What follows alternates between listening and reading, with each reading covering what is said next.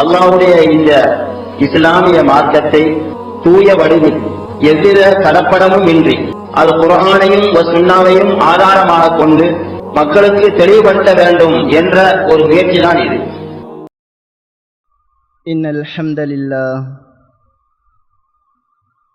நஹ்மதுஹு வ நஸ்தஈனுஹு வ நஸ்தக்ஃபிருஹு வ நஊது பில்லாஹி மின் ஷுரூரி அன்ஃபுஸினா வ மின் ஸய்யிஆத்தி அமாலினா من يهده الله فلا مضل له ومن يضلل فلا هادي له وأشهد أن لا إله إلا الله وحده لا شريك له وأن محمدا عبده ورسوله أما بعد اللهم صل على محمد وعلى آل محمد كما صليت على إبراهيم وعلى آل إبراهيم إنك حميد مجيد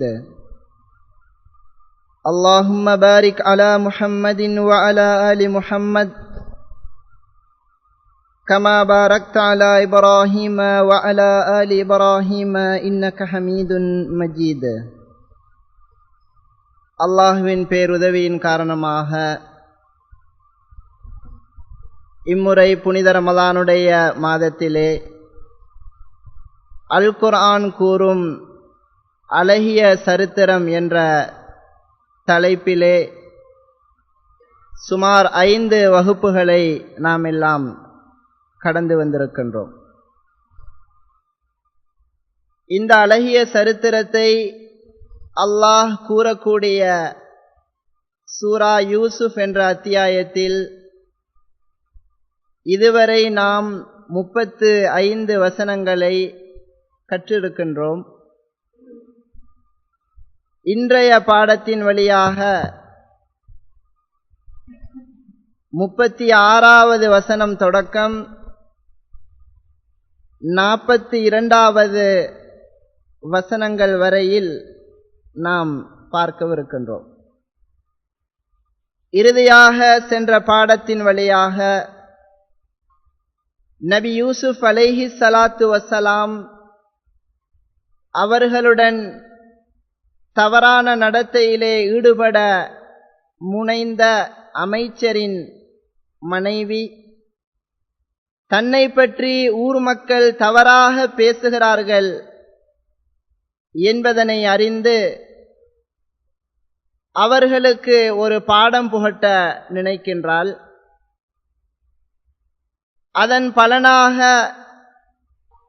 அவர்களுக்கு ஒரு விருந்து ஏற்பாடையும் செய்கின்றார். பின்பு வந்த பெண்களுக்கு முன்னிலையிலே அழகர் யூசுப் அலைஹி ஸலாத்து வஸ்ஸலாம் அவர்களை தரிசனம் தருமாறு அனுப்பி வைக்கின்றார்.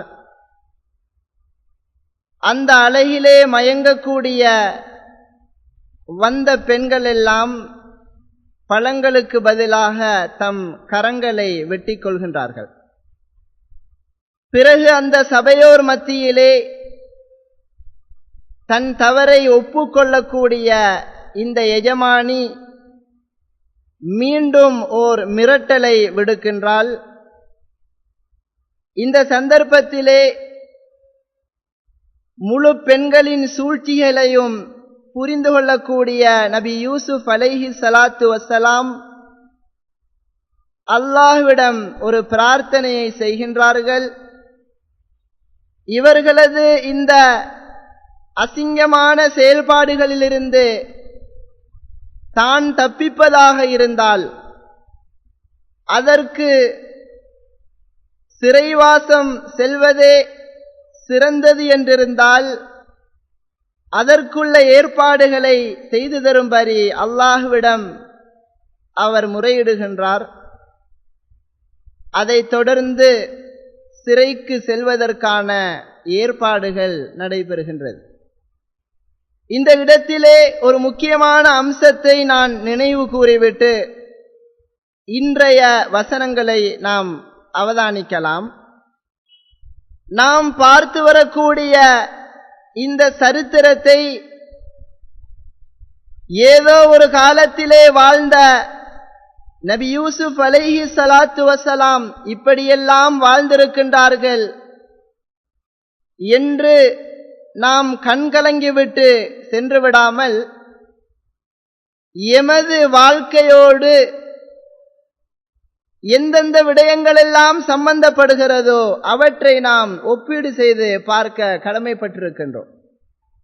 இந்த யூசுஃபுக்கு ஏற்படக்கூடிய நிலைமைகள் எமக்கு ஏற்படுகிற போது அந்த இடங்களிலே நாம் செயல்படக்கூடிய விதம் என்ன, அவருக்கு ஏற்படக்கூடிய சோதனைகளிலே அவர் பொறுமையாக இருக்கின்றார், எமது நிலைப்பாடுகள் என்ன என்பதனை நாம் சிந்திக்க கடமைப்பட்டிருக்கின்றோம். பாருங்கள், இறுதியாக நாம் பார்த்த அந்த அம்சம், நபி யூசுப் அலைஹி ஸலாத்து வஸ்ஸலாம் சிறைக்குள் தள்ளப்படுகின்றார்கள்.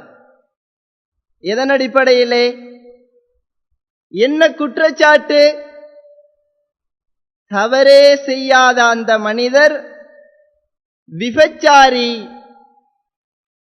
அமைச்சரின் மனைவியை தவறான நடத்தைக்கு அழைத்திருக்கின்றார் என்ற குற்றச்சாட்டிலே நபி யூசுப் அலைஹி ஸலாத்து வஸ்ஸலாம் அந்த சிறைக்குள் தள்ளப்படுகின்றார்கள். ஆனால் உண்மையிலேயே அவர் குற்றவாளியா என்று நாம் பார்த்தால் அவர் ஒரு நிரபராதி. அந்த சந்தர்ப்பத்தை பாருங்கள், நபி யூசுப் அலைஹி ஸலாத்து வஸ்ஸலாம் அவர்களுக்கென்று யாருமே கிடையாது. தன்னை பெற்றெடுத்த பெற்றோர் ஏதோ ஒரு தொங்கலிலே இருக்கின்றார்கள். தானோ இன்னொரு வீட்டிற்கு ஒரு அடிமையாக இருந்து கொண்டிருக்கின்றேன். தனக்கு சார்பாக வாதாடுவதற்கோ தனக்கு வக்காலத்து வாங்குவதற்கோ அந்த இடத்திலே யாருமே கிடையாது. தனிமையிலே, அதுவும் தான் தவறு செய்யவில்லை என்று தெளிவாக தெரிந்து கொண்டு ஊர் மக்கள் எல்லாம் அசிங்கமாக கேவலமாக பார்க்கக்கூடிய நிலைமையிலே அந்த சிறைக்குள் அவர் தள்ளப்படுகின்றார். எனவே இவ்வாறான சூழ்நிலைகள் எமக்கும் ஏற்படாது என்று அல்ல. இன்று எமக்காவது ஒரு இஸ்லாமிய ஜமாஅத்து, ஒரு தலைமைத்துவம் இருக்கிறது. ஆனால் யூசுஃபுக்கு அன்று அந்த சந்தர்ப்பம் கூட இல்லை. யாரோ சில ஜாஹிலிய மன்னர்களின் ஆட்சி அங்கு நடந்து கொண்டிருக்கிறது. அவரிடம் சென்று தனது நிலைமையை சொல்லுவதற்கு சந்தர்ப்பம் அறவே இல்லை. எனவே இப்படியான நிலைமைகள் எமக்கும் ஏற்படலாம் என்பதனை நாம் புரிந்து கொள்ள கடமைப்பட்டிருக்கிறோம். சில வேளைகளில் இஸ்லாமிய தலைமைத்துவங்கள் இருந்தால் கூட பொய் சாட்சியங்களின் அடிப்படையிலே, பேச்சு சூனியங்களின் அடிப்படையிலே, சில நேரங்களிலே தலைமைத்துவ பலவீனங்களின் வழியாக, சில நேரங்களிலே தலைமைத்துவமே அநியாயம் செய்யக்கூடிய சூழ்நிலைகளும் ஏற்படும். இந்த ஒவ்வொரு இடத்திலும் பொறுமைக்கு ஒரு சின்னமாக இந்த யூசுப் அலைஹி ஸலாத்து வஸலாம் வாழ்ந்து காட்டியிருக்கின்றார்கள். வதகல மஅஹு ஸிஜ்ன ஃபதயான். அல்லாஹ் தொடர்ந்து அந்த கதையை சொல்கின்றான். இந்த யூசுஃபோடு சேர்ந்து 2 வாலிபர்கள் அந்த சிறைக்குள் செல்கின்றார்கள். அல்லாஹ் யாரோ 2 வாலிபர்களின் செய்தியை அல் குர்ஆனிலே கொண்டு வருகின்றார். இந்த இடத்தில் நாம் புரிந்து கொள்ள வேண்டிய ஒரு அம்சம் என்னவென்றால், அல் குர்ஆனை பொறுத்தவரைக்கும் தேவையில்லாத விடயங்கள் அதிலே வராது. நாம் இவ்வளவு தூரம் வந்திருக்கிறோம், அமைச்சரின் மனைவியின் பேர் என்ன என்றால் தெரியாது. நபி யூசுஃபின் 10 சகோதரர்களின் பேர் என்னவென்றால் தெரியாது. தேவையில்லாத விடயங்கள் அல் குர்ஆனிலே இருக்காது.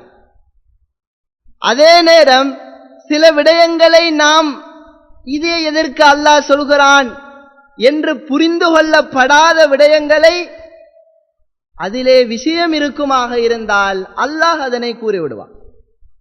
وَدَخَلَ مَعَهُ السِّجْنَ فَتَيَانِ இந்த யூசுஃபோடு சேர்ந்து 2 வாலிபர்கள் சிறைவாசம் செல்கின்றார்கள்.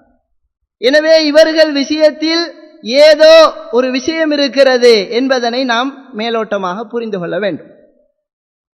இந்த 2 பேரும் என்ன செய்கிறார்கள் என்றால், இந்த சிறையிலே இருந்து கொண்டு நபி யூசுஃபோடு கூட இருக்கின்றார்கள். அவர்களோடு சில காலங்களை கழிக்கின்றார்கள். அந்த வகையிலே யூசுஃபின் நன்னடத்தைகளை அவர்கள் புரிந்து கொள்கிறார்கள். யூசுப் ஒரு தவறான குற்றச்சாட்டின் அடிப்படையிலே சிறையிலே சிக்கியிருக்கிறார் என்பதனை அறிந்து கொள்கிறார்கள். மேலும் இந்த யூசுப் கனவுகளின் விளக்கங்களை சொல்லக்கூடியவர் என்ற விடயங்களையும் தெரிந்து கொள்கிறார்கள். இப்படியே காலங்கள் செல்கிற போது قال أحدهما إني أراني أعصر خمرا இந்த 2 வாலிபர்களில் 2 பேருமே கனவு காண்கின்றார்கள். ஒருவர் சொல்கின்றார், யூசுஃபே, நான் ஒரு கனவு கண்டேன். அந்த கனவிலே நான் மதுபானங்களை பிழிந்து எடுக்கின்றேன். وقال الآخر إني أراني أحمل فوق رأسي خبزا تأكل الطير منه அடுத்த வாலிபர் சொன்னார், நானும் ஒரு கனவு கண்டேன். நான் எனது தலையிலே ரொட்டியை சுமந்து கொண்டிருக்கின்றேன். அதிலிருந்து பறவைகள் கொத்தி கொத்தி சாப்பிடுகின்றது. நப்பினா பிதஅவீலிஹி இன்னா நராக மினல் முஹ்சினீன் யூசுஃபே, இந்த கனவுகளின் விளக்கங்களை எங்களுக்கு சொல்லிவிடுங்கள். நிச்சயமாக உங்களை நாம் நன்னடத்தையுள்ளவராக காண்கிறோம் என்று சொல்கின்றார்கள். பாருங்கள், இந்த 2 வாலிபர்களுக்கும் அல்லாஹ் கனவுகளை ஏற்படுத்துகின்றான். இந்த சரித்திரத்திலே வரக்கூடிய 2வது கனவு இவர்களின் கனவாகும். இப்படி நபி யூசுப் அலைஹி ஸலாத்து வஸ்ஸலாம் அவர்களிடம் அந்த வாலிபர்கள் தெரிவித்த போது, قال لا يأتيكما طعام ترزقانه إلا نبأتكما بتأويله قبل أن يأتيكما இப்போது நபி யூசுப் அலைஹி ஸலாத்து வஸ்ஸலாம் இந்த கனவுகளின் விளக்கங்களை கோரிய அந்த வாலிபர்களிடம் சொல்கிறார்கள், உங்களுக்கு வளமையாக வழங்கப்படக்கூடிய உணவு இருக்கிறதே, இன்றும் அது வழங்கப்படும். அந்த உணவுகள் உங்களிடம் வருவதற்கு இடையில் நான் இந்த கனவுகளின் விளக்கங்களை சொல்லிவிடுவேன். கனவின் விளக்கத்தை சொல்லவில்லை, ஆனால் வேறு எதையோ ஒன்றை சொல்லுவதற்கு யூசுப் அலைஹி ஸலாத்து வஸலாம் நேரத்தை எடுத்துக் கொள்கின்றார்கள். உங்களிடம் உணவு வருவதற்குள் நான் இந்த கனவுகளின் விளக்கத்தை சொல்லிவிடுவேன். ذَلِكُمَا مِمَّا عَلَّمَنِي رَبِّي அந்த கனவுகளின் விளக்கங்களை சொல்லக்கூடிய அந்த ஒரு அருளை அல்லாஹ் எனக்கு கற்றுத்தந்திருக்கின்றான். எதற்கு நபி யூசுப் அலைஹி ஸலாத்து வஸ்ஸலாம் நேரம் எடுத்தார்கள்? அவர்கள் எப்பேற்பட்ட சோதனைக்குள் சிக்கியிருந்தாலும் இப்பொழுது அவர்கள் ஒரு நபியாக இருக்கின்றார்கள். நபிமார்களின் பரம்பரையிலே வந்த ஒரு நபியாக அவர்கள் இருந்து கொண்டிருக்கின்ற காரணத்தினால் இஸ்லாத்தை சொல்வது அவர்களின் மீது கடமையாக இருந்தது. மார்க்கத்தை சொல்வதற்கான ஒரு சந்தர்ப்பமாக இதனை பயன்படுத்திக் கொள்கின்றார்கள். அல்லாஹ்வும் அல் குர்ஆனிலே அப்படித்தான் சொல்கின்றார், உது இலா சபீலி ரப்பிக் பில் ஹிக்மா வல் மவ்இலத்தில் ஹஸனா. நபியே, மக்களை நீங்கள் இஸ்லாத்தை நோக்கி அழைக்கிற போது ஹிக்மத்தை கொண்டும் அழகிய உபதேசத்தை கொண்டும் அவர்களை அழையுங்கள். ஹிக்மத் என்றால் ஞானம் என்று அதற்கு பொருள் கொள்ளலாம். சரியான சந்தர்ப்பம் என்று நாம் புரிந்து கொள்ள வேண்டும். ஒருவரிடம் மார்க்கத்தை சொல்வதற்குரிய அந்த சரியான சந்தர்ப்பத்தை பயன்படுத்த வேண்டும். இதை நபி யூசுப் அலைஹி ஸலாத்து வஸ்ஸலாம் அவர்கள் செய்தார்கள். உங்களின் கனவுகளின் விளக்கத்தை நான் சொல்கிறேன். அதற்கு முன் ஒரு சின்ன விஷயம். இன்னி தரக்து மில்லத கௌமின் லா யுமினூன பில்லாஹ் வஹும் பில் ஆখিরাতি ஹும் காஃபிரூன். இப்பொழுது அவர்கள் தனது நபித்துவ பணியை செய்கின்றார்கள். எப்படி? நிச்சயமாக நான் அல்லாஹ்வை ஈமான் கொள்ளாத, மறுமை நாளையும் நிராகரிக்கக்கூடிய அந்த சமுதாயத்தை விட்டும் விலகிவிட்டேன். அந்த எகிப்து தேசத்தை பொறுத்தவரைக்கும் அங்கே இருக்கக்கூடிய ஒரே ஒரு முஸ்லிம், முதலாவது முஸ்லிம் நபி யூசுப் அலைஹி ஸலாத்து வஸ்ஸலாம். இவர்களுக்கு பிறகுதான் அந்த மார்க்கம் பரவுகிறது. இந்த வரிசையிலே ஏதோ ஒரு காலத்திலேதான் நபி மூசா அலைஹி ஸலாத்து வஸ்ஸலாம் இதே எகிப்து தேசத்திலே பிறக்கின்றார்கள். எனவே தனது கடமைகளை செய்கிற விஷயத்திலே அவர்கள் தெளிவாக இருந்தார்கள். தொடர்ந்து சொல்கின்றார்கள். எப்படி? இதோ ஒரு சமுதாயம் இருக்கிறது, இவர்கள் அல்லாஹ்வை நம்புவதில்லை, மறுமை நாளை நிராகரிக்கிறார்கள். இந்த சமூகத்தை விட்டும் நான் விலகி இருக்கின்றேன். وَاتَّبَعْتُ مِلَّةَ آبَائِي إِبْرَاهِيمَ وَإِسْحَاقَ وَيَعْقُوبَ. நான் எதனை பின்பற்றுகிறேன் என்றால், எனது மூதாதையர்களான இப்ராஹீம், இஸ்ஹாக், யாக்கூப் அவர்கள் எந்த மார்க்கத்தை பின்பற்றினார்களோ அதனை தான் பின்பற்றுகிறேன். மா கான லனா அன் நுஷ்ரிக பில்லாஹி மின் ஷை. அவர்களது மார்க்கம் என்ன? அல்லாஹுக்கு எந்த ஒன்றையும் இணை வைத்து விடக் கூடாது. அப்படி இணை வைப்பது எங்களுக்கு ஆகுமானதல்ல. ذَلِكَ مِنْ فَضْلِ اللَّهِ عَلَيْنَا وَعَلَى النَّاسِ. அல்லாஹுக்கு எதனையும் இணை வைக்காமல் அல்லாஹ் ஒருவனையே ரப்பாக ஏற்றுக்கொண்டு நடப்பது, அது அல்லாஹ் எங்கள் மீதும் யாரெல்லாம் இந்த கொள்கையை ஏற்றுக்கொள்கிறார்களோ அவர்கள் மீதும் செய்த மிக பெரும் கிருபையாகும். வலாக்கின்ன அக்ஸரன் நாஸி லா யஷ்குரூன். என்றாலும் அல்லாஹுடைய இந்த பேரருளை புரிந்து கொண்டே மனிதர்களிலே அதிகமானோர் நன்றி செலுத்துவதில்லை. இவர்களுடைய கடமையை இவர்கள் தொடர்ந்து செய்கின்றார்கள். அந்த தஅவாவை தொடர்கின்றார்கள். யா சாஹிபை சிஜின், சிறையிலே இருக்கக்கூடிய எனது தோழர்களே, அஅர்பாபுன் முத்தஃபர்ரிகூன கைருன் அமில்லாஹுல் வாஹிதுல் கஹார். நீங்களே சொல்லுங்கள், பலதரப்பட்ட பல பெயர்கள் கொண்டு அழைக்கப்படக்கூடிய பல கடவுள்கள் சிறந்ததா, அல்லது அனைவரையும் ஆட்டி அசைக்கக்கூடிய, அடக்கி ஆளக்கூடிய ஒரே இறைவன் சிறந்தவனா? மா தஅபுதூன மின் தூனிஹி இல்லா அஸ்மாஅன் சம்மைதுமூஹா அன்தும் வ ஆபாஉக்கும்.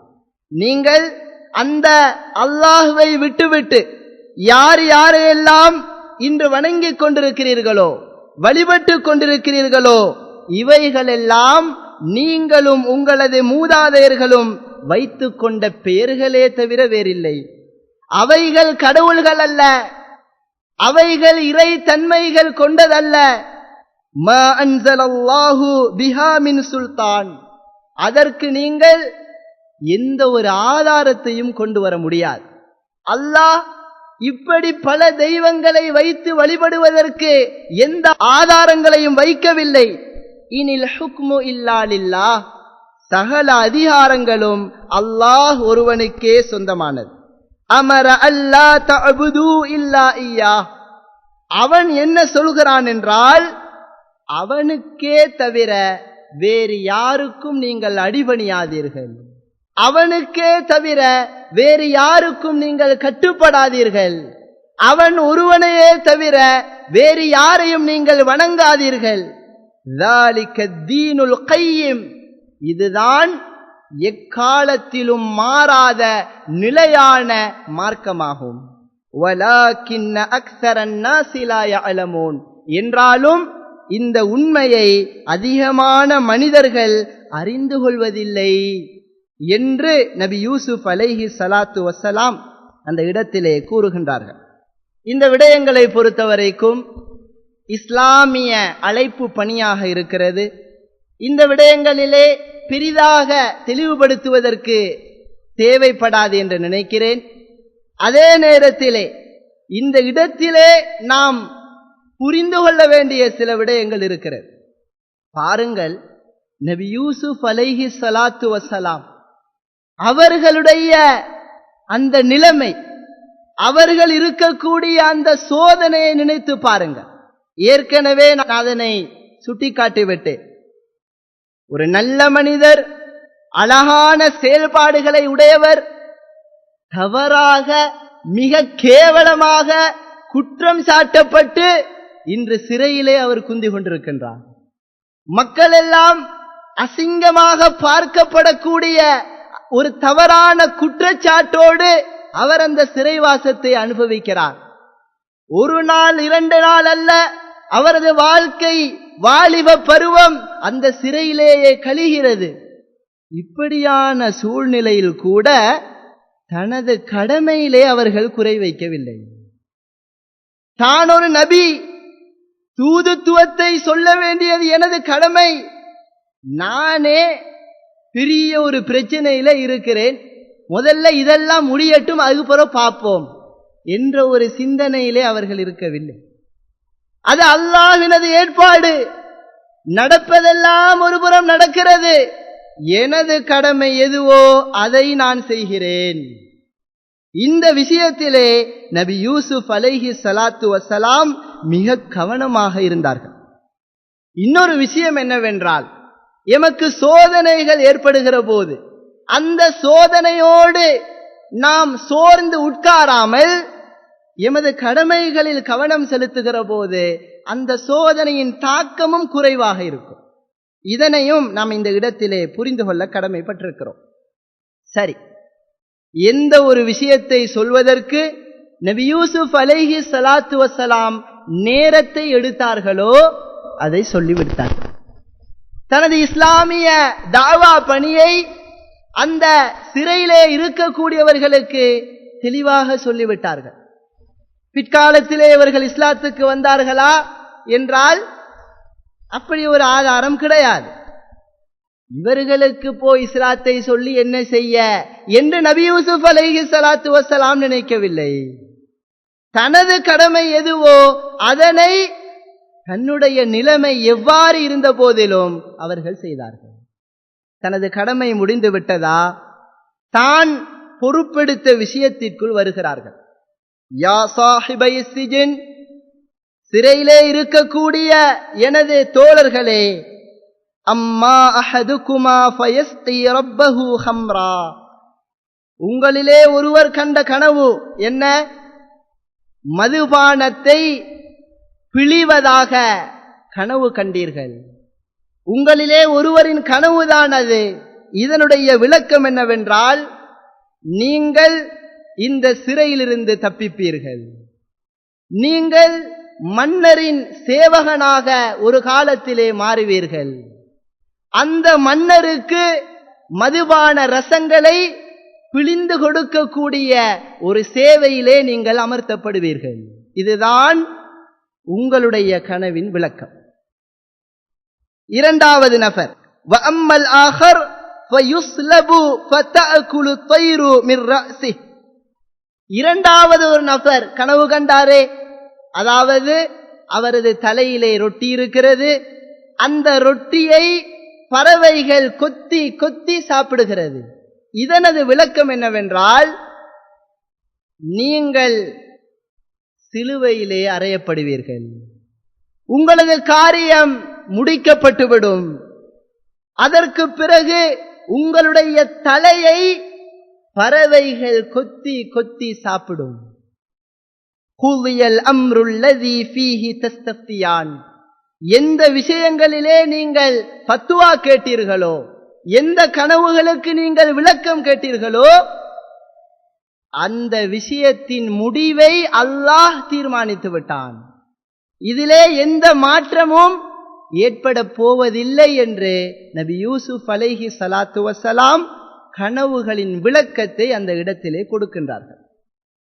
அதற்கு பிறகு நடக்கக்கூடிய அம்சம் என்னவென்றால், وَقَالَ لِلَّذِي ظَنَّ أَنَّهُ نَاجٍ مِنْهُمَا, இந்த இரண்டு பேரிலே ஒருவர் கொலை செய்யப்பட போகின்றார், இன்னும் ஒருவர் தப்பிக்க போகின்றார்.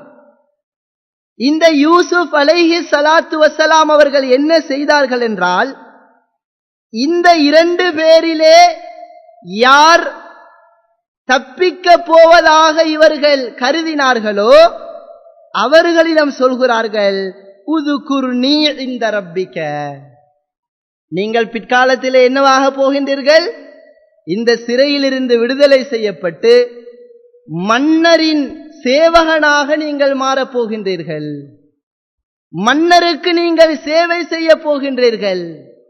இந்த இடத்திலே மன்னர் என்பது அந்த அமைச்சர் அல்ல, அவர் வேறு. இந்த இடத்திலே மன்னர் என்பவர் புதிதாக உள்நுழைகின்றார். அவருடைய விஷயங்கள் பின்னால் நிறைய காத்திருக்கின்றது. அந்த மன்னருக்கு நீங்கள் பணிவிடை செய்ய போகின்றீர்கள், என்னை பற்றி கொஞ்சம் அவரிடம் சொல்லுங்கள். இப்படி சிறையிலே நான் இருக்கின்றேன், எந்த ஒரு தவறுமே நான் செய்யவில்லை, உங்களுக்கு அழகாக புரிந்திருக்கும், என்னை பற்றி கொஞ்சம் மன்னரிடம் நீங்கள் எடுத்துச் சொல்லுங்கள் என்று நபி யூசுப் அலைஹி ஸலாத்து வஸ்ஸலாம் சொல்கின்றார்கள். இப்போது எமக்கு சின்னதாக விளங்கும் ஏன் அல்லாஹு தஆலா இவர்களுடைய கதையை கொண்டு வந்திருக்கின்றான்.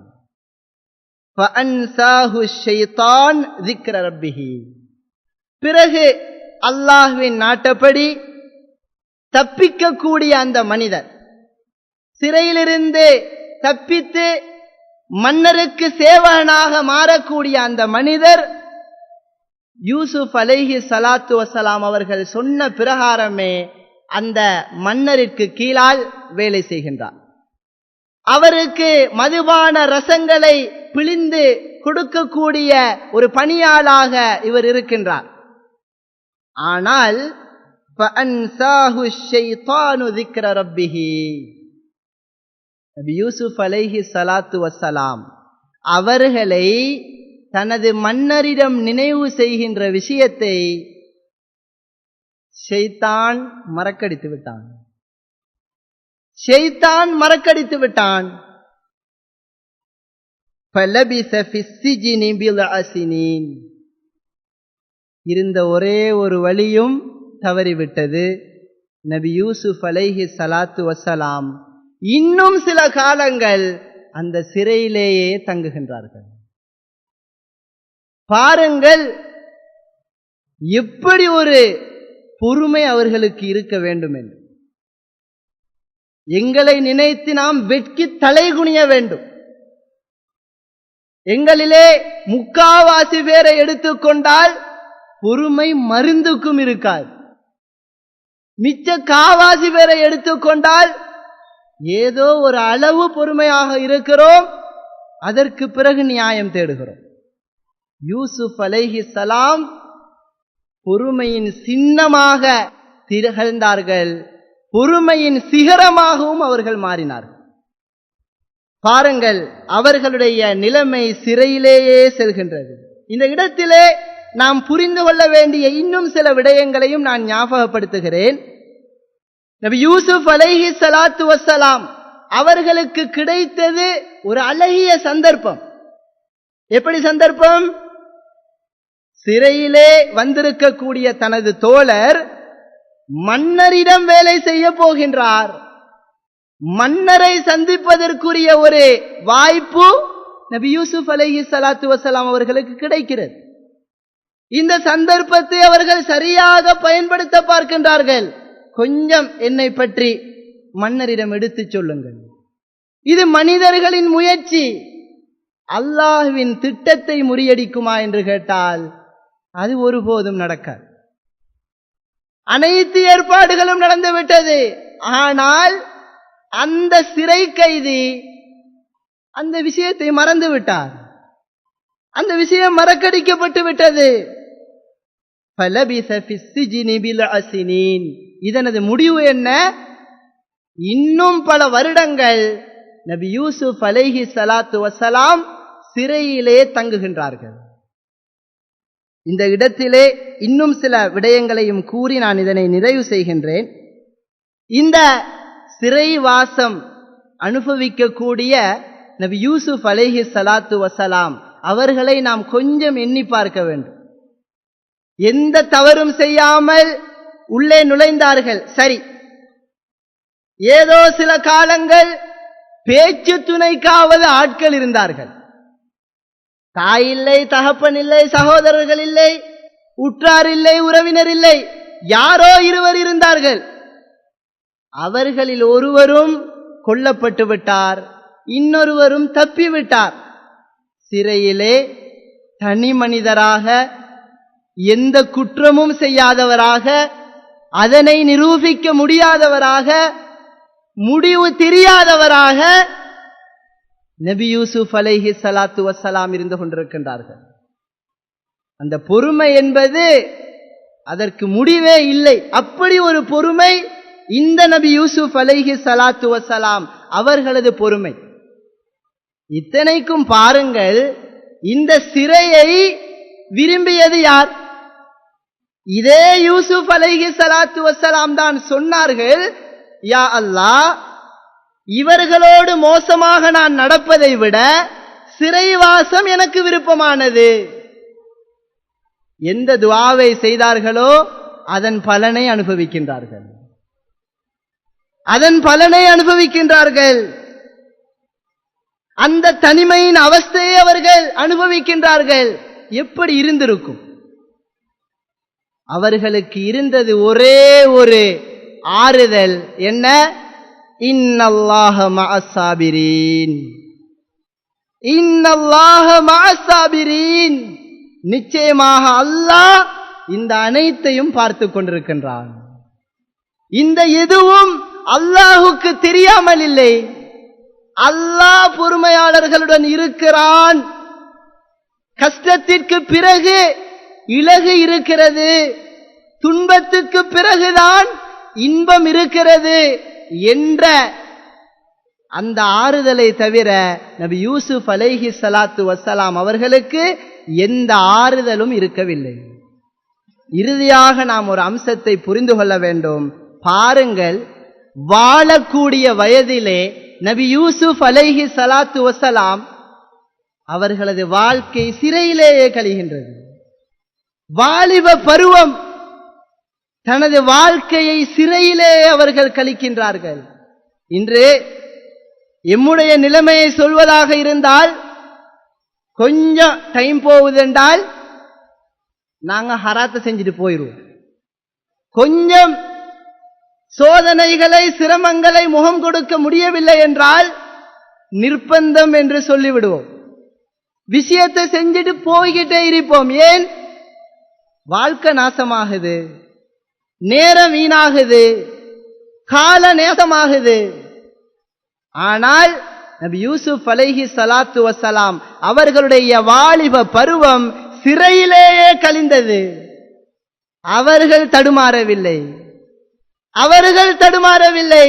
அல்லாஹ்வின் முடிவு எப்போது வரும், இது அல்லாஹ்வின் ஏற்பாட்டிலே தான் நடக்கிறது என்பதனை அவர்கள் புரிந்தார்கள், பொறுமை காத்தார்கள்.